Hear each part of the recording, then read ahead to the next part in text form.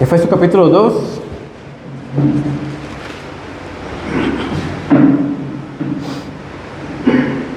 Podemos leer directamente el versículo 8, lo leemos hasta el versículo 10. La santa palabra del Señor declara: porque por gracia sois salvos por medio de la fe, y esto no de vosotros, pues es don de Dios, no por obras, para que nadie se gloríe, porque somos hechura suya, creados en Cristo Jesús para buenas obras, las cuales Dios preparó de antemano para que anduviésemos en ella. Así que estaremos combinando esta sección.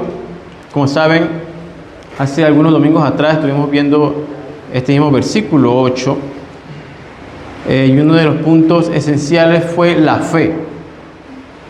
Pablo, al llegar a este punto, estaba trazando, vemos que ya trazó la obra salvadora, la obra de redención. En el capítulo 1 vemos cómo era expuesto su plan maravilloso, el plan maravilloso para su pueblo. Y hasta el versículo 15 vemos realmente interesante cómo el corazón de Pablo late para que los efesios, este pueblo de Dios en esta región, fuesen llenos del espíritu de sabiduría y conocimiento de Dios.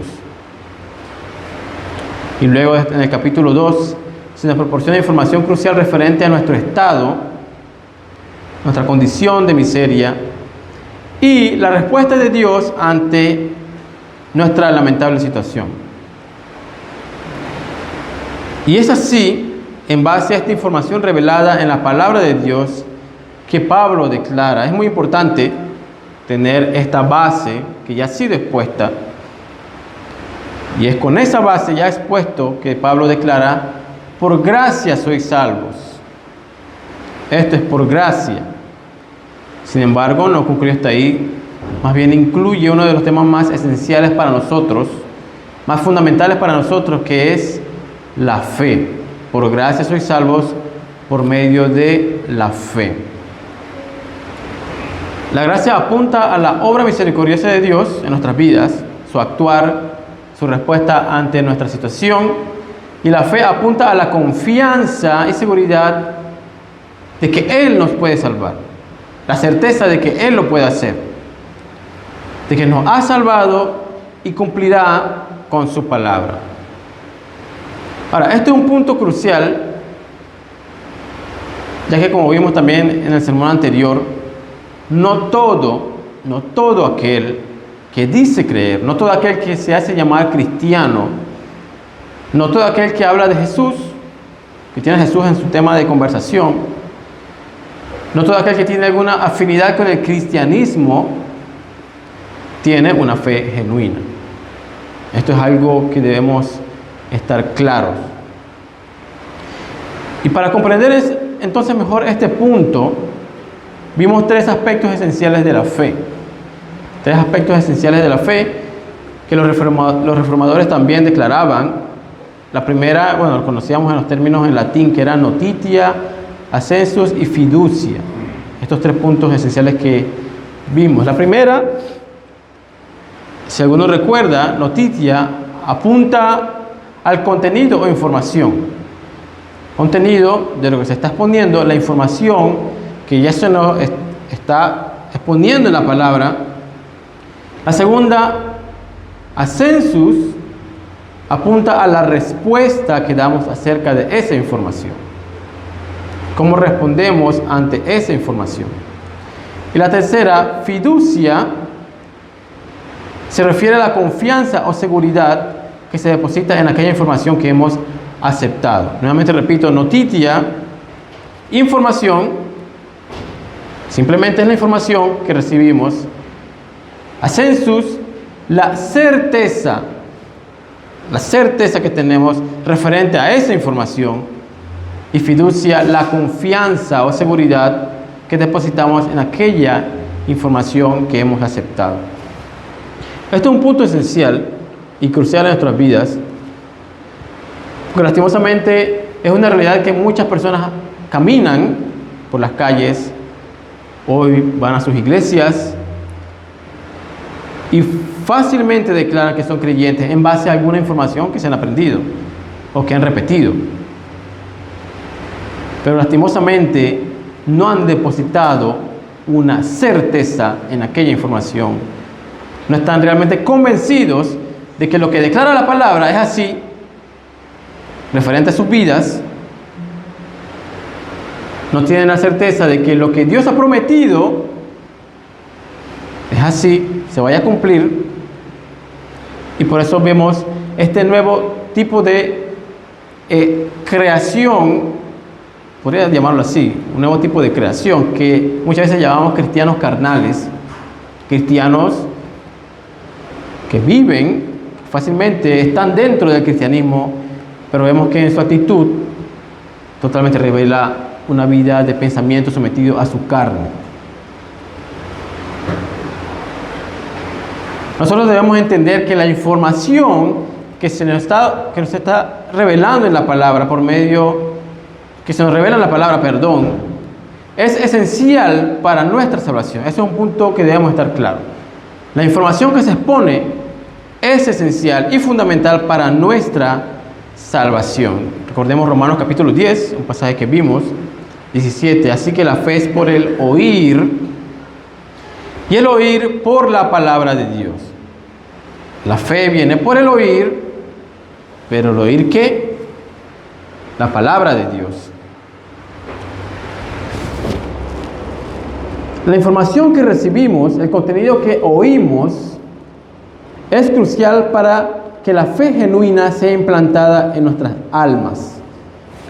La información que recibimos es esencial para que la fe genuina sea implantada en nuestras almas. Ahora, poniendo este punto, ok, yo sé y confío, ¿no?, de que cada uno de nosotros tiene un estudio privado en sus casas. Esto debería llevarnos a meditar acerca de nuestra forma de estudiar la palabra de Dios. Porque mediante este estudio, mediante estos exámenes que hacemos en nuestras casas, nos estamos exponiendo a nosotros mismos la palabra. Cada vez que tú te sientas a estudiar, a meditar la palabra, te estás exponiendo a ti mismo la palabra. Ahora, y si eres irresponsable con tu manera de estudiar,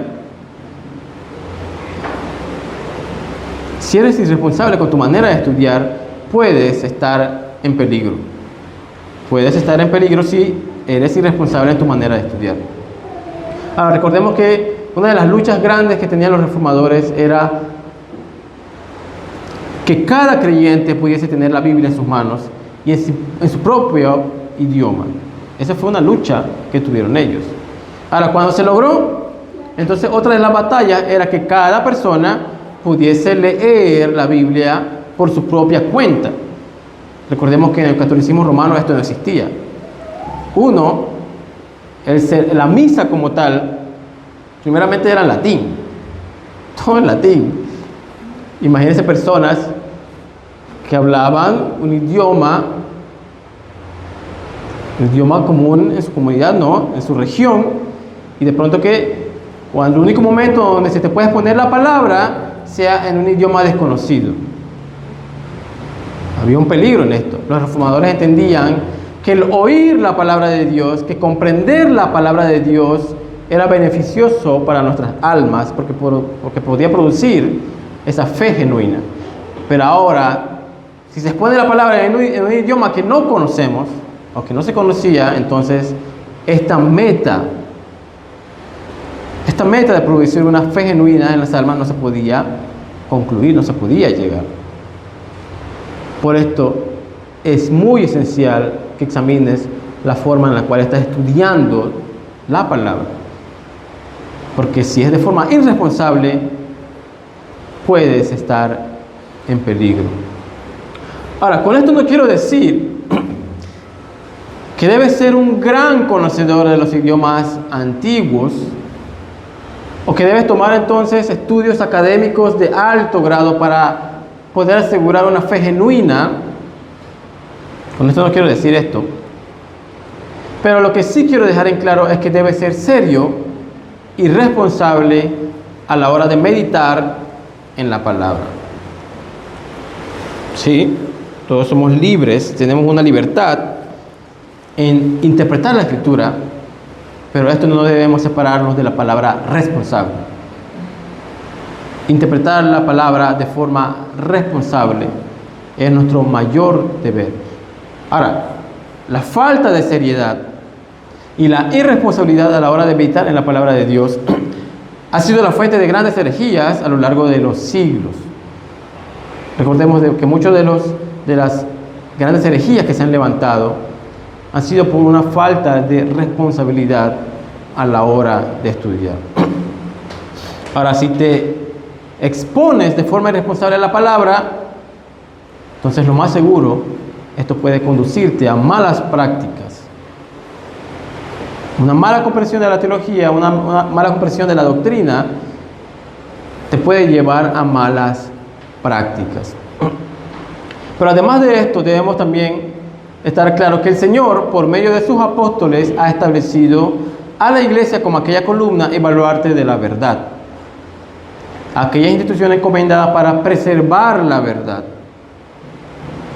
Una de las cosas que estábamos comentando en la escuela dominical es que ahora la iglesia se ha convertido en un tipo de columna y baluarte del espectáculo, de las actividades sociales. Pero la Escritura revela o presenta a la iglesia, a esta institución divina, como una columna y baluarte de la verdad.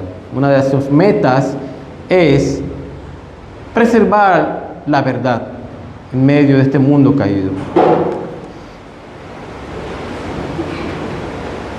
Ya sea por medio de los ataques de Satanás, la iglesia debe preservar la verdad, luchar por preservar la verdad. Ya sea en medio de los ataques de los hombres, la iglesia debe cumplir con este deber, o incluso preservar la verdad ante nuestras propias debilidades y desviaciones. Debes preservar la verdad aún en medio de tus debilidades y tus desviaciones. Ese es uno de los puntos que se trata en la confesión, en el primer artículo, en el primer capítulo, de la autoridad de las Escrituras, cómo se han preservado de forma escrita para poder cuidarnos de todo tipo de desviación. Cuán fundamental, cuán necesario es preservar la verdad,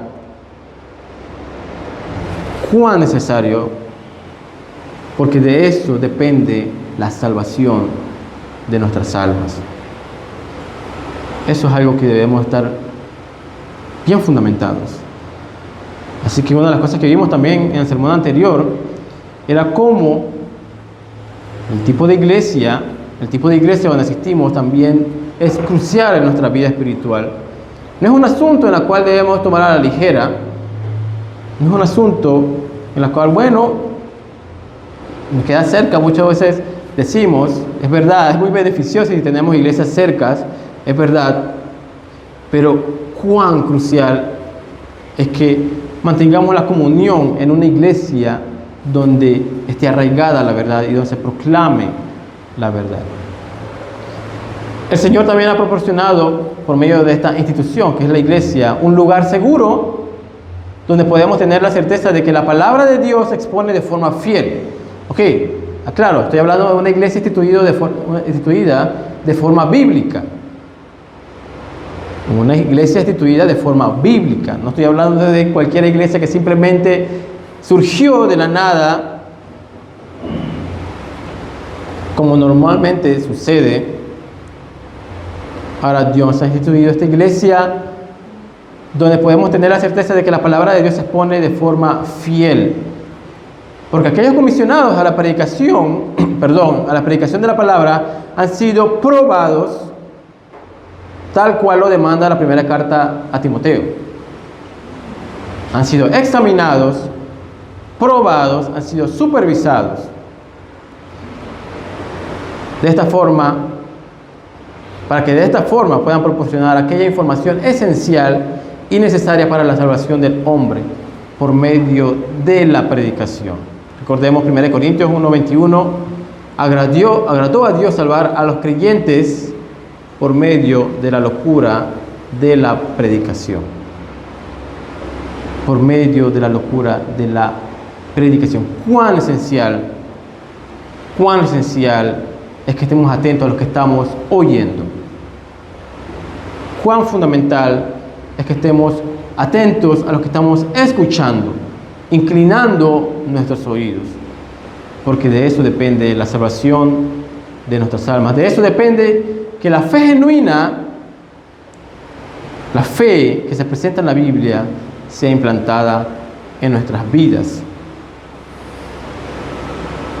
Esta parte es sumamente esencial para nuestras almas, así como el propio alimento es para nuestros cuerpos. Ahora, una de las cosas que, utilizando esto como ejemplo, una de las cosas que naturalmente hacemos al sentir un leve malestar en nuestro estómago o esa leve angustia, y al identificar que es hambre, entonces corremos a conseguir aquel alimento que nos sacia, ¿no? Creo que todos haríamos eso, para que nos proporcione aquella fuerza necesaria para nuestras actividades. Que sin alimento no hay fuerza para las actividades, sin alimento no hay forma para que podamos comprender o prestar atención. Ahora, tomando esto como ejemplo, como mencioné, te pregunto, ¿es de esa misma forma que corres al alimento espiritual? ¿Corres a la palabra para saciar tu sed? ¿Corres a la palabra para hallar las fuerzas? ¿Corres a la exposición de la palabra, entendiendo que Dios lo ha establecido como medio para traer salvación a los hombres? ¿Acaso corres hacia la palabra de Dios? Es ahí donde se halla la diferencia entre noticia, que es aquella persona con la que puedes conversar temas religiosos, porque es pura información, tiene la información, pero en ellos no vas a hallar unos pies corriendo hacia la palabra. Sus pies no corren hacia la palabra de Dios como fuente para saciar su sed, ni para hallar fuerzas, porque son pies muertos. Lastimosamente, esta situación es una realidad en muchas iglesias, donde podemos salir a las calles, conversar de temas religiosos con muchas personas, y sí, hablarán de la gracia, porque ellos te dicen, no, es por gracia. Entonces, bueno, es por gracia, ¿no? Son temas que ellos saben. Jesús, claro, ¿quién no conoce a Jesús? Pueden conversar de Jesús, pero es simplemente información, porque no han colocado su certeza y su confianza, no han colocado su seguridad en esa palabra. No lo han hecho. ¿Acaso puedes decir como el salmista en Salmo 42, como el ciervo brama por las corrientes de las aguas, así clama por ti, oh Dios, mi alma, alma mía? Mi sed tiene sed de Dios, del Dios vivo. ¿Cuándo vendré y me presentaré delante de Dios? ¿Es realmente este tu clamor? Como aquel ciervo que produce aquel sonido de angustia, sediento por la palabra de Dios.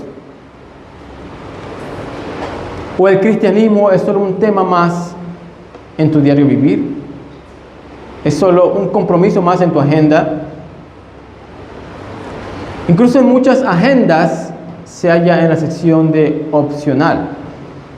Fácilmente puede ser tachado si aparece algo más interesante. Y mientras no aparezca algo más interesante, más esencial, más hermoso, más bello, mientras que no aparezca algo más divertido, entonces, ok, ahí está la iglesia, ahí está la comunión, ahí está la palabra de Dios. Pero si aparece algo algo que nos llame más la atención, entonces fácilmente podemos tacharlo. ¿Es el cristianismo un tema más en tu diario vivir? ¿O el cristianismo es para ti? ¿Es para tu alma una necesidad? ¿Es una necesidad para ti? ¿Es un deleite? ¿Es uno de los temas más grandes? ¿Es uno de los privilegios más grandes para tu vida? ¿Lo ves así? Por gracia sois salvos. Pero recordemos, por medio de la fe. Al ver este panorama de la obra salvadora de Dios, la fe como aquel canal legítimo para proporcionar esta obra redentora en nuestras almas, deberíamos unirnos a la oración de Pablo. Deberíamos unirnos a aquella oración que dio en el capítulo 1, versículo 17, que el Dios de nuestro Señor Jesucristo, el Padre de gloria, os dé, sí, espíritu de sabiduría, de revelación en el conocimiento de Él, sino que nos proporcione esa sabiduría y conocimiento, alumbrando los ojos de vuestro entendimiento. Pero luego continúa, para que sepáis cuál es la esperanza, para que sepan cuál es la esperanza a que Él os ha llamado. No es simplemente sabiduría y conocimiento, no es simplemente que puedas recitar de forma monótona varios pasajes, varias doctrinas. No es simplemente eso, sino que es que toda tu esperanza la deposites en la palabra de Dios. Toda tu seguridad la deposites en la palabra de Dios. Esto es las riquezas de la gloria de su herencia en los santos. Pablo continúa en este mismo versículo 8, porque por gracia sois salvos por medio de la fe, y esto no de vosotros, pues es don de Dios. Versículo 9, no por obras para que nadie se gloríe. Pablo en esta sección, corta, recordemos que este es un resumen ya de todo lo que ya ha estado exponiendo. Pablo en esta sección tan corta y sencilla ha estado resumiendo, como mencioné, lo que ya ha estado exponiendo. Dios es el que actúa, el hombre es el que está muerto. Eso es lo que ha dicho todo este tiempo. Dios es el que es rico en misericordia. El hombre era rico en desobediencia, en pecado, en corrupción. Dios es el que ama y ha dado a su Hijo, y el hombre es el que anda en tinieblas. Simplemente está resumiendo todo lo que ya ha estado abarcando. No por obras, no por ninguna obra humana, para que nadie se gloríe. No por vosotros, es de Dios. John Stott una vez dijo: el cielo estará lleno de las proezas de Cristo y de alabanzas de Dios, demostraciones de la riqueza incomparable de la gracia, misericordia y bondad de Dios a través de Jesucristo. Los cielos estarán repletos de la bondad de Dios, de su amor, de su misericordia. Todo lo que veremos ahí es simplemente una gracia de parte de Dios. No habrá cabida para ninguna pizca de obra humana, porque toda la gloria y la honra le pertenece solo a Él, como declara 1 Timoteo también. El Rey de los siglos, inmortal, invisible, al único y sabio Dios, sea honor y gloria por los siglos de los siglos.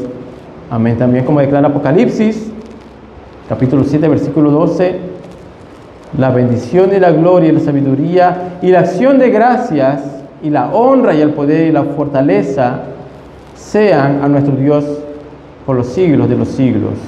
Amén. Ahora bien, este pasaje es necesario verlo con lo que continúa. Declara en el versículo 9 y 10, no por obras para que nadie se gloríe, porque somos hechura suya, creados en Cristo Jesús para buenas obras, las cuales Dios preparó de antemano para que anduviésemos en ella. Somos hechura suya. Las obras humanas, las actividades humanas o el comportamiento humano no proporciona nada para la obra salvadora. Este es un punto esencial que debemos estar claros. Ya he mencionado varias veces. Es la obra de Dios en nuestras vidas, su obra de recreación en nuestro interior, lo que proporciona obras legítimas y aceptables ante Dios. Ahora, ¿qué quiero decir con esto? Con obras legítimas. Porque somos hechura suya, porque somos su creación, porque somos su obra, somos una obra de misericordia y amor. El fundamento de las obras que vemos en nuestras vidas, como caminar en santidad, amar su palabra, unirnos a una iglesia, procurar ser hospitalarios, son consecuencias de esa obra salvadora de Dios. Por consiguiente, es legítimo llamarlo y es necesario comprender que son obras de Dios. Todas estas obras que vemos en nuestras vidas son el resultado de la obra salvadora de Dios y no son resultado de ti, no son resultado de nosotros.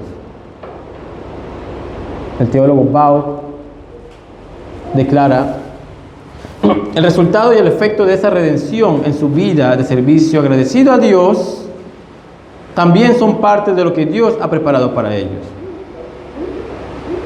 El resultado de una vida agradecida con Dios son el resultado de lo que Dios ha preparado para ellos. Las buenas obras en la vida del creyente no son incidentales o opcionales. No son asuntos por decidir. No, esos son resultados. Surgen de forma natural por medio de la elección a la santidad y la inocencia. Ahora bien, te pregunto, ¿cuál es tu actitud ante tu deber como creyente? ¿Cuál es tu actitud ante nuestros deberes como creyentes, como pueblo de Dios? ¿Proporcionas con gran facilidad excusas?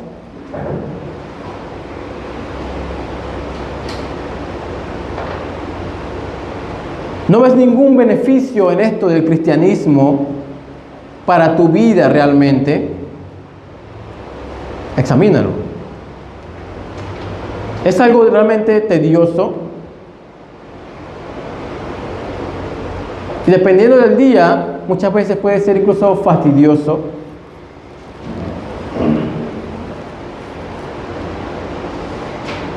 ¿Es acaso opcional para ti?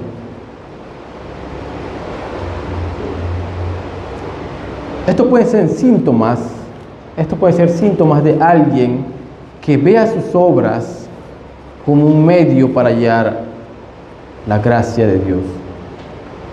Estos son síntomas incluso de una persona que ve su comportamiento y dice: bueno, ya he hecho bastante, ¿no? Entonces hoy puedo ser libre, hoy voy a tener vacaciones de ser cristiano.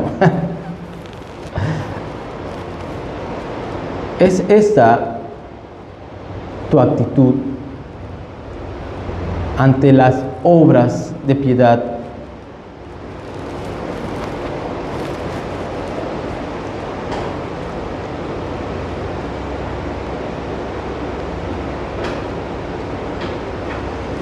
Sin embargo, el creyente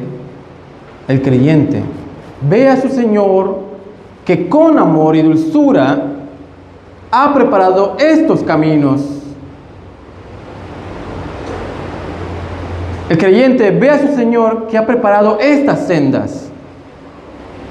Ha preparado estos momentos únicos en nuestras vidas para poder actuar sometido a su palabra. El creyente ve a su Señor que ha preparado estas cosas. Incluso vemos cómo lo declara, las cuales Dios ha preparado de antemano, mucho antes de que tú llegase a este mundo. Él ya lo había preparado, estas sendas. El Señor, el creyente ve a su Señor que ha preparado estas cosas de antemano y se deleita en hacerlas.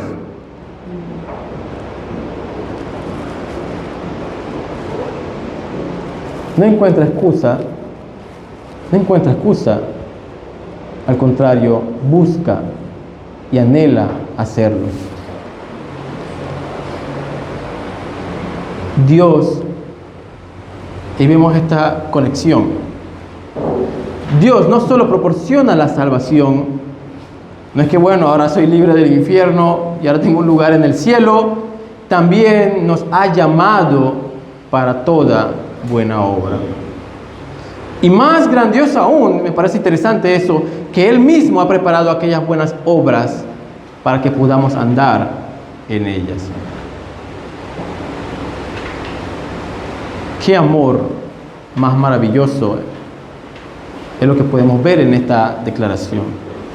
También podemos ver en 1 Timoteo 3:16, 17, esta misma declaración, pasaje muy conocido. También se presenta la palabra de Dios como aquel que nos prepara para toda buena obra. Aquí vemos entonces un segundo punto, ¿no? La palabra de Dios se expone para que la fe genuina sea implantada en nuestras vidas y así obtener esa gracia salvadora.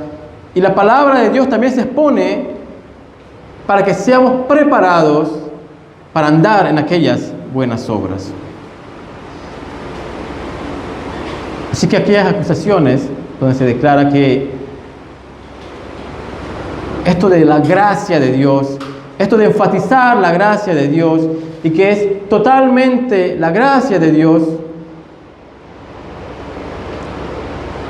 nos libra de actuar, nos libra entonces de ser responsables en nuestro diario vivir.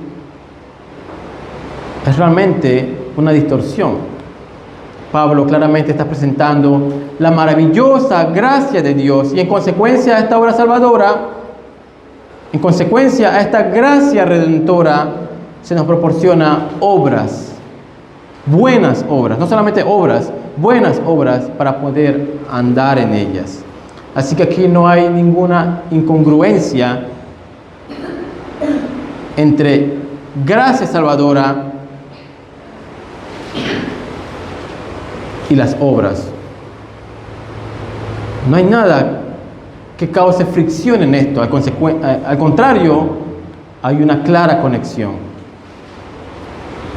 Con esta imagen de las obras, tal cual se presenta en este pasaje, podemos ver una legítima conexión entre la obra salvadora de Dios y las obras como consecuencia de esta redención.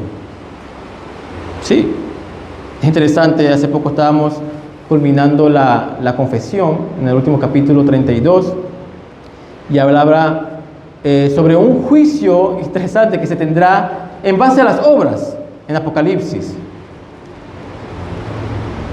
Es interesante esto, ¿no? Muchos pudiésemos concluir, bueno, entonces ¿esto qué es? ¿Esto es por gracia, solo por medio de la fe o es por obras?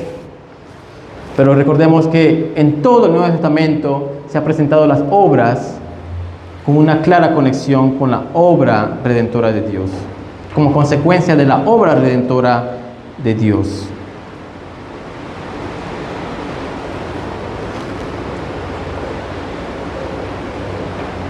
Hermanos, cada vez que te halles actuando, cada vez que te halles cumpliendo, sometiéndote a la palabra de Dios, cada vez que te veas a ti cumpliendo una buena obra, en la iglesia, en la comunidad, donde sea,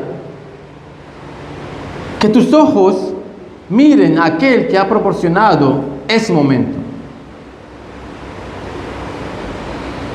Y comprendiendo ahora, tal como lo presenta Pablo, la realidad de las obras y cómo surgen, agradezcas a Dios, glorifiques a Dios y cada día te humilles ante Él. Porque si no fuese por Él,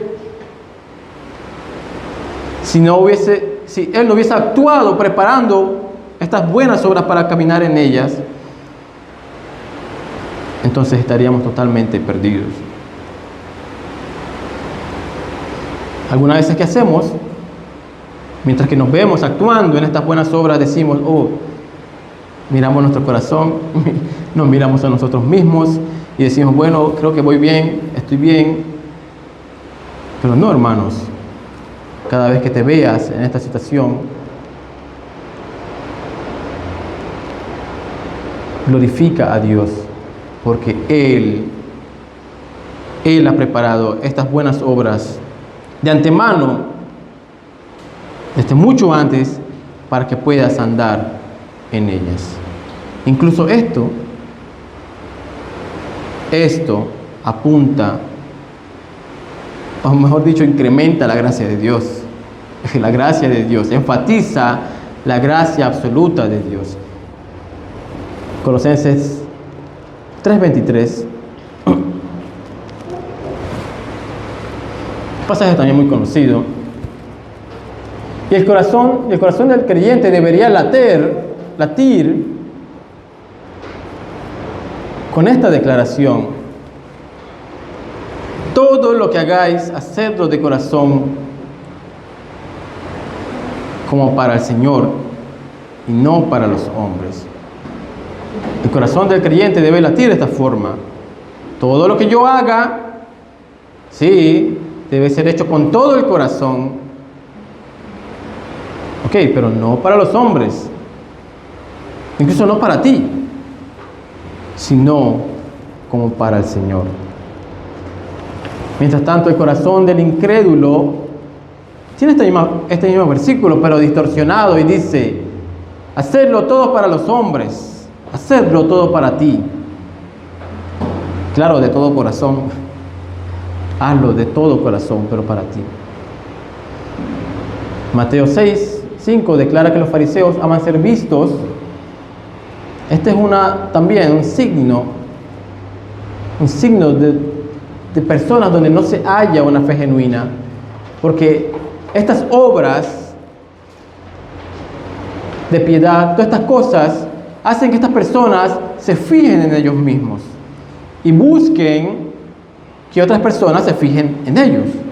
Los fariseos amaban ser vistos por su comportamiento, entre comillas, piadoso. Este es el deseo de un corazón incrédulo. Pero el creyente vive para su Señor y ama que Él sea glorificado aun cuando debamos pasar por dificultades o aprietos. Que nuestro vivir, que nuestros actos de justicia, que nuestras obras de piedad tengan como objetivo siempre traer la gloria a Dios. Este debe ser nuestro anhelo, nuestro deseo, al momento de vernos ahí actuando, entender que es Dios el que ha preparado esas sendas para que traigamos toda gloria y toda honra a su nombre. Ahora, con esta imagen que hemos visto, examínate y medita en cuál de los dos lugares te hallas. ¿Dónde te hallas? ¿En aquellos que tienen una fe genuina, que realmente han sido recreados, son una hechura nueva? ¿O aún te hallas en el capítulo 2, versículo 1? Nuevamente quieren leer capítulo 2, versículo 1. Estabais muertos en delitos y pecados, andando en otro tiempo siguiendo la corriente de este mundo conforme al príncipe de la potestad del aire.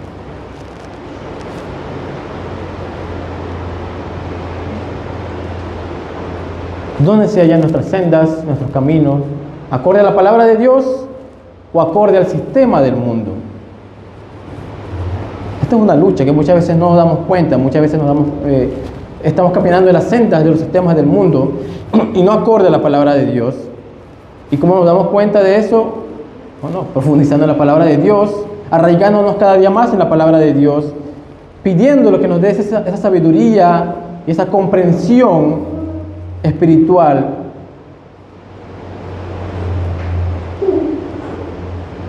Pero retomando el primer punto que había tocado, si no hay seriedad en nuestros estudios privados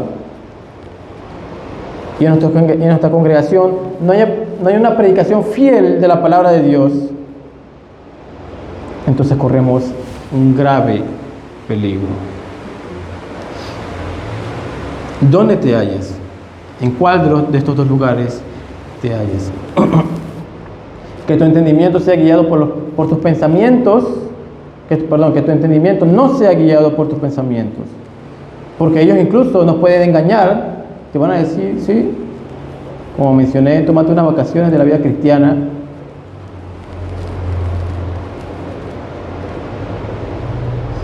Más bien, que tu entendimiento sea guiado por la palabra de Dios. Nosotros, como pueblo de Dios, nos presentamos con las manos vacías y Él es el que las llena con hermosas obras. Ahora, finalizando este punto, mejor dicho, finalizando la exposición, Mateo 5, en el Sermón del Monte,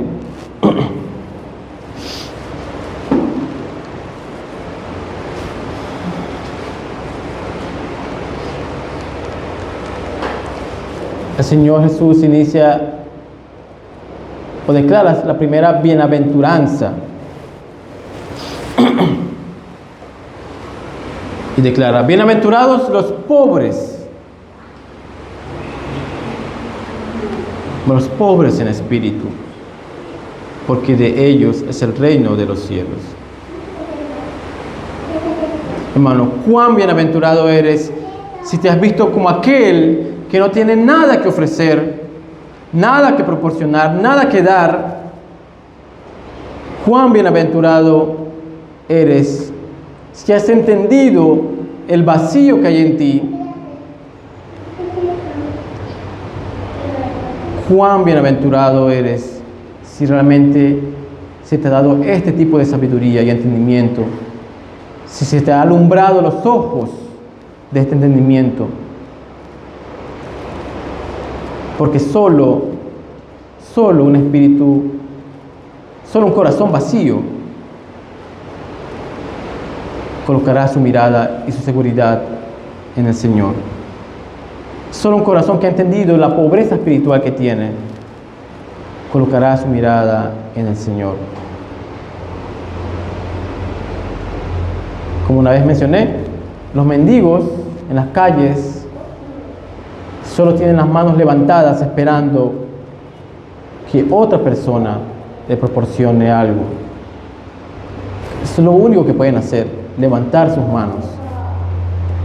Estar parados o estar sentados, no sé, pero esperar pacientemente que alguien derrame un poco de bondad. Esto es una imagen de nosotros. No sé cómo te ves tú, puede ser que te veas realmente que puedes proporcionar algo, pero la primera bienaventuranza es: bienaventurados los pobres, porque solo en esta condición estas personas pondrán su mirada en el Señor y de ellos será el reino de los cielos. Ten la seguridad de que si has llegado a comprender esta realidad de nuestra condición tan baja y la obra salvadora de Dios, ten la seguridad de que el reino de los cielos ha llegado a tu vida.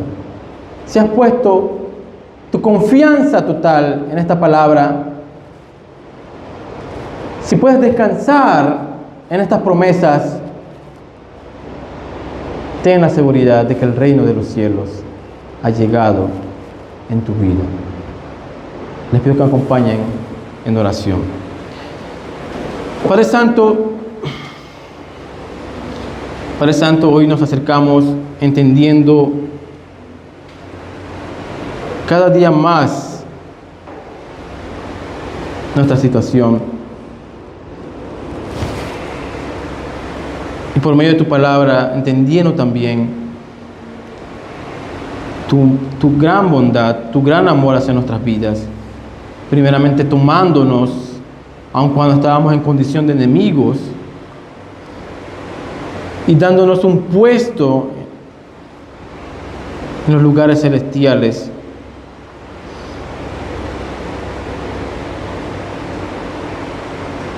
Señor, gracias porque por medio de tu palabra vemos que tú has preparado no solamente aquel momento donde se efectuaría la obra redentora en nuestras vidas, sino que has proporcionado un camino donde podamos andar. ¿Qué rey haría eso? ¿Qué príncipe se tomaría el tiempo de trabajar para que sus súbditos tengan un lugar donde caminar, unas obras que ejecutar, obras piadosas y de bondad? ¿Qué príncipe haría eso? Señor, ayúdanos a ver esta obra de recreación que has hecho en nuestras vidas. Ayúdanos a ver estas obras de piedad que has colocado en nuestras vidas como el mayor privilegio, donde hallemos placer,